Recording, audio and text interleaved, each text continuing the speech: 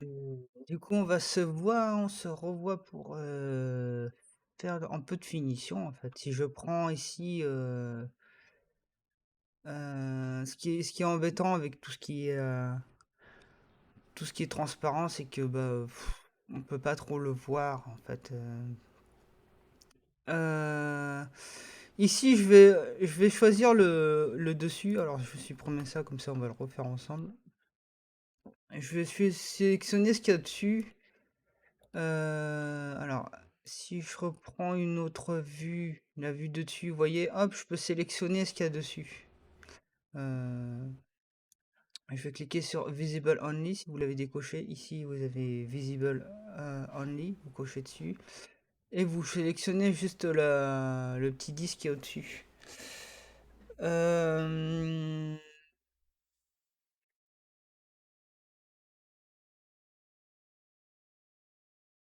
Il y a un truc enfin, je sais pas, je trouve pas ça.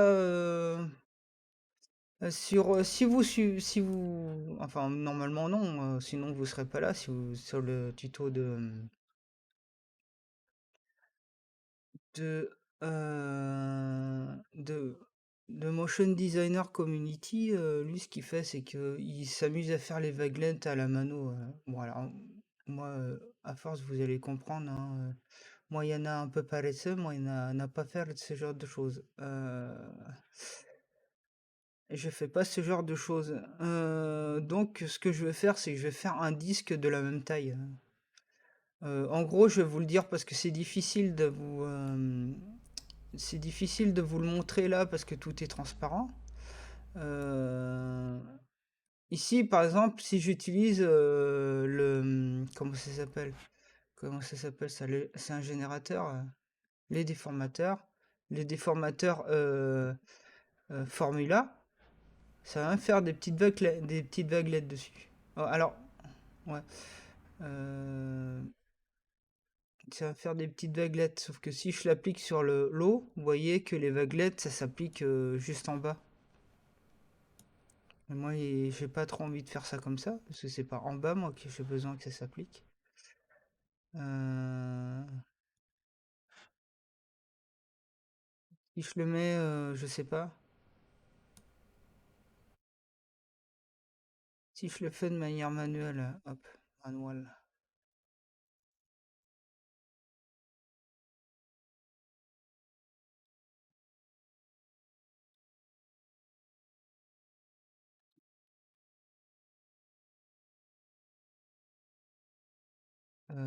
Ouais, ouais, il y a quelque chose qui fonctionne pas là-dedans, en gros. Vous voyez. Donc je vais supprimer le formula et je vais remplacer le dessus par un disque. Parce que je vais vous montrer ça dans une fenêtre différente. Si je prends un disque, hop, j'augmente le nombre de segments, j'utilise l'effet formula, que je le mets en dessous le disque, bah là vous avez là, si je m'amuse à agrandir le disque, hop, alors là je l'agrandis pas. Vous voyez que vous avez des vaguelettes là ici. Les vaguelettes, elles sont là. Donc vous n'avez pas besoin de... Hop. Du coup, vous n'avez pas besoin... Je peux réduire les vaguelettes, hein. Hop, voilà. Vous n'avez pas besoin de modéliser vous-même tout ce qui est vague ici. Ça me semble assez inutile. Donc si vous prenez le tuto de Community euh, Motion Designer Community, lui il fait pas comme ça. Parce que vous voyez, comme, par exemple, si je prends mon disque et que je le mets dans dans ma composition vert, hop, moi tout ce que j'ai à faire, c'est diminuer la taille de mon disque ici. Hop, je diminue la taille de mon disque et j'essaie de le mettre par-dessus. Et là, j'ai les vaguelettes. Si vous trouvez que c'est trop grand, bah vous pouvez diminuer la taille des vaguelettes, hein, il n'y a pas de souci là-dessus. Hein. Vous mettez 0,1 par exemple, 0,05, tac, 0,5 c'est trop gros, 0,25, hop, vous avez des vaguelettes là, de cette manière, ici.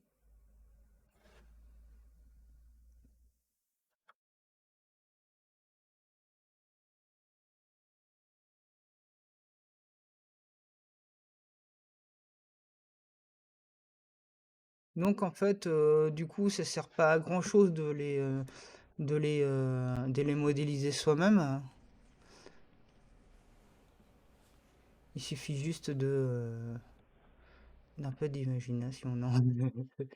Et vous utilisez en fait l'effet formule, hein. Vous pouvez faire ça comme ça. Je vous laisse la possibilité de le faire par vous-même. Mais là, on va pas se prendre la tête.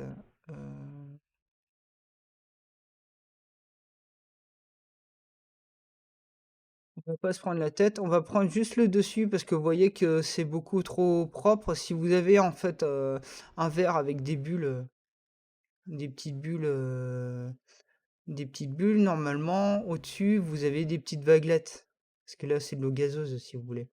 Donc, du coup, vous allez sélectionner juste le, ce qu'il y a au-dessus, et puis je vais vous apprendre ce que c'est que le bump mapping.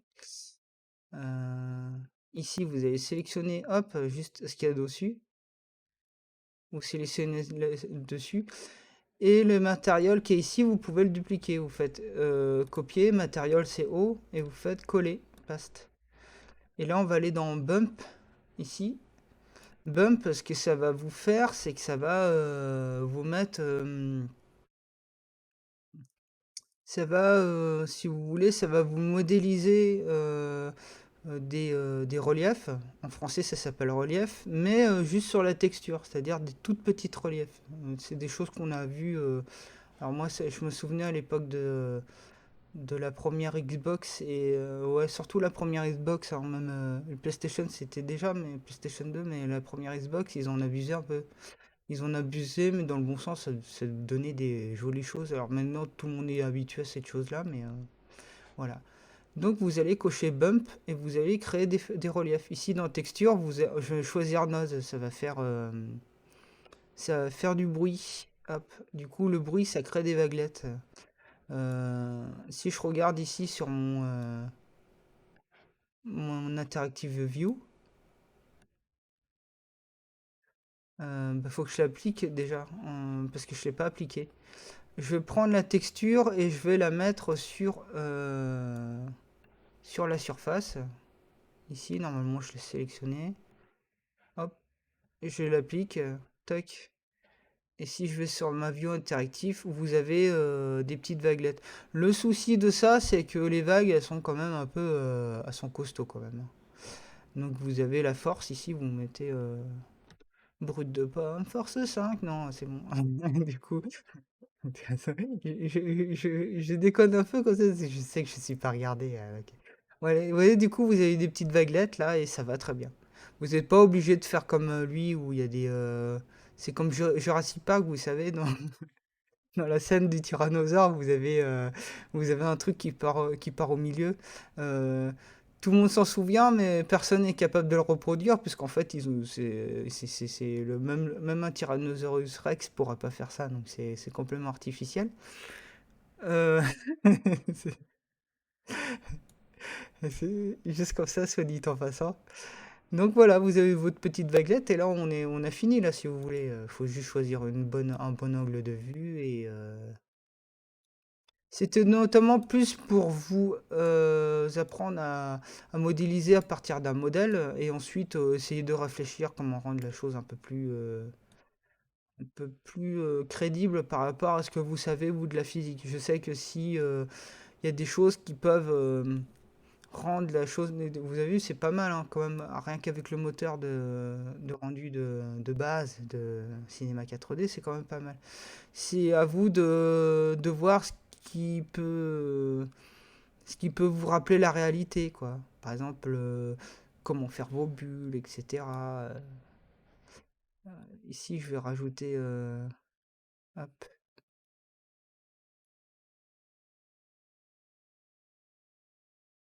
On va voir si on peut rajouter quelques petites choses occlusion ambiante. euh, Global Illumination. Euh, euh, on va faire ça aussi. Tiens, je vais vous demander de faire ça. Là, pour le coup, peut-être que juste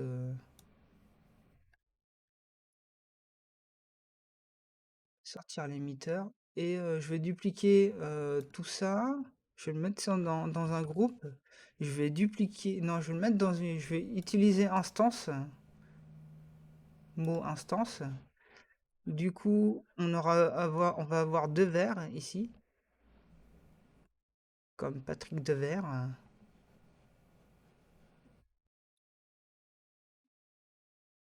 Alors, LinkedIn ici, si vous avez envie.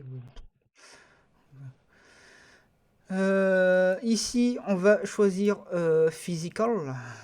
It's a physical, physical. Si toi tu connais cette chanson, c'est que tu es vieux. Euh, On va choisir une caméra pour finir. Hop. Ici, on va rentrer dans la caméra. On va aller prendre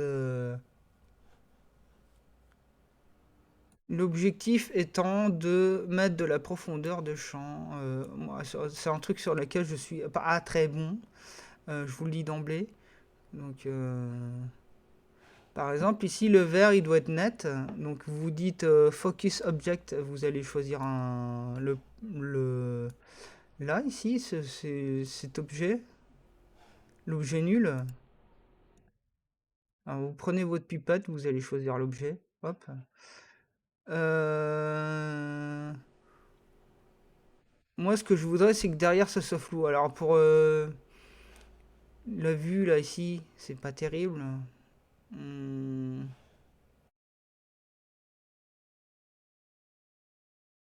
on va essayer, hein. Alors, par exemple, on veut euh,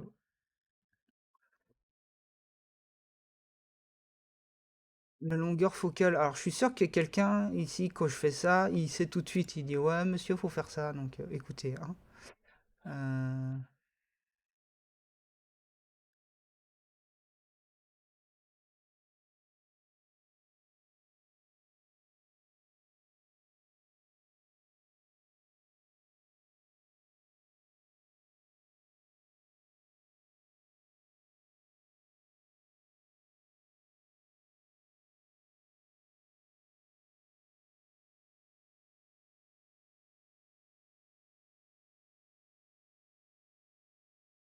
Euh, alors, si je prends F.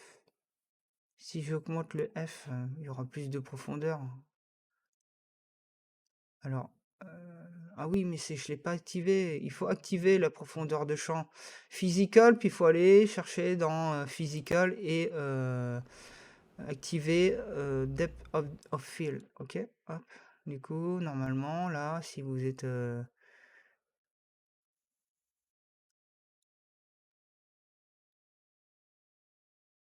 et plus c'est bas,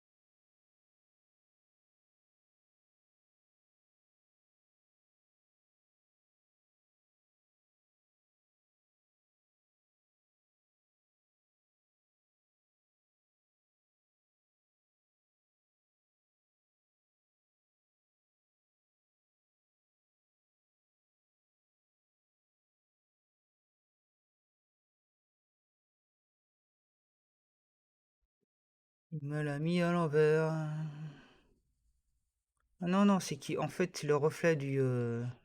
Ok, d'accord. Photo, un 35 mm. On met un 35 mm et puis ça doit se jouer sur... Oui, on arrête. Sur le f-stop. D'accord? Donc on est en f-stop. Et... comment que ça fonctionne ça déjà? Je ne sais plus. Alors j'ai enlevé ambient occlusion et machin juste pour avoir le fameux rendu.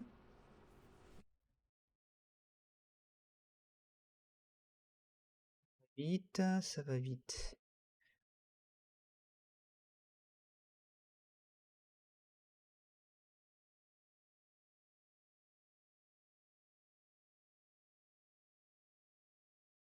Et si je vais en bas?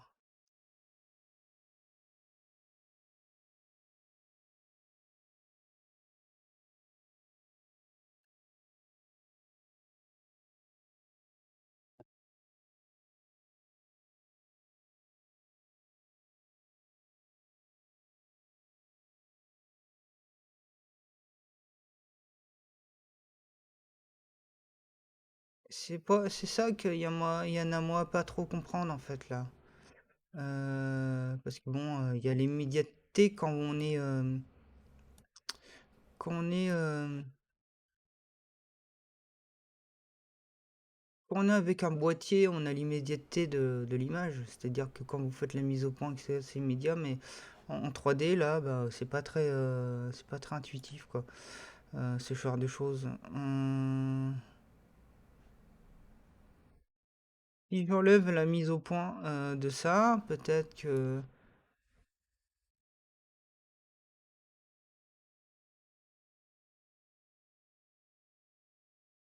Top.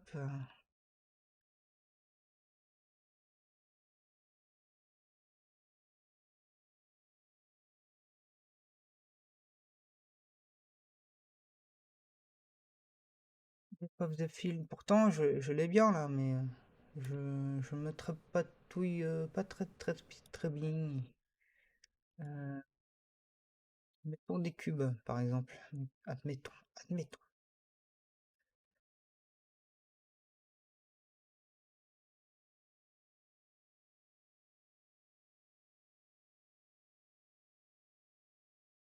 Tout est parfaitement clair, comme dirait le doc. Et vous tournez dans l'autre sens, tout est parfaitement clair. Nom de Zeus. Ouais, tout est clair, quoi. C'est pas.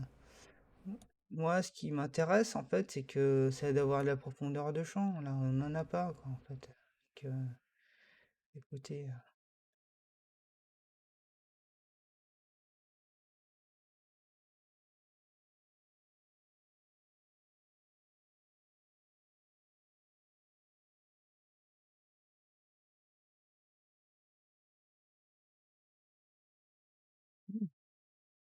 Nul, nul. Alors, c'est nul.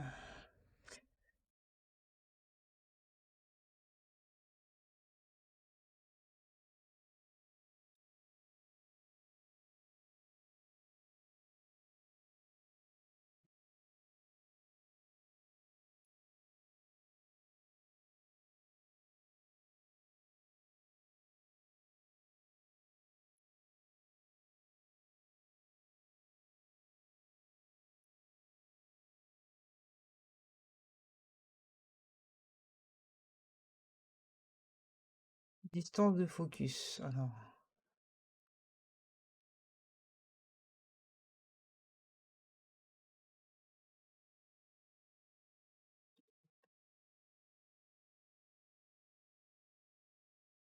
voilà, ça fonctionne. Ok. Alors, tac. Je vais choisir cet objet. Hop. Du coup, le focus devrait être sur le vert.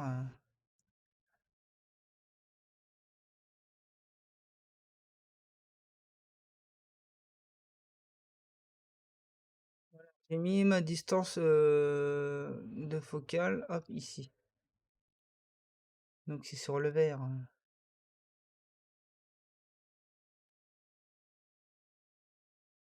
Si je fais clear,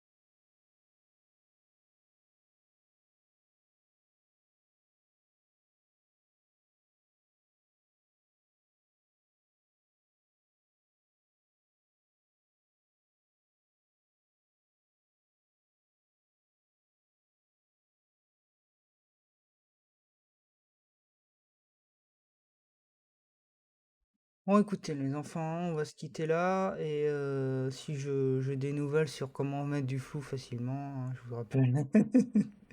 Non, je sais, faut jouer sur le f-stop là. Mais bon, allez.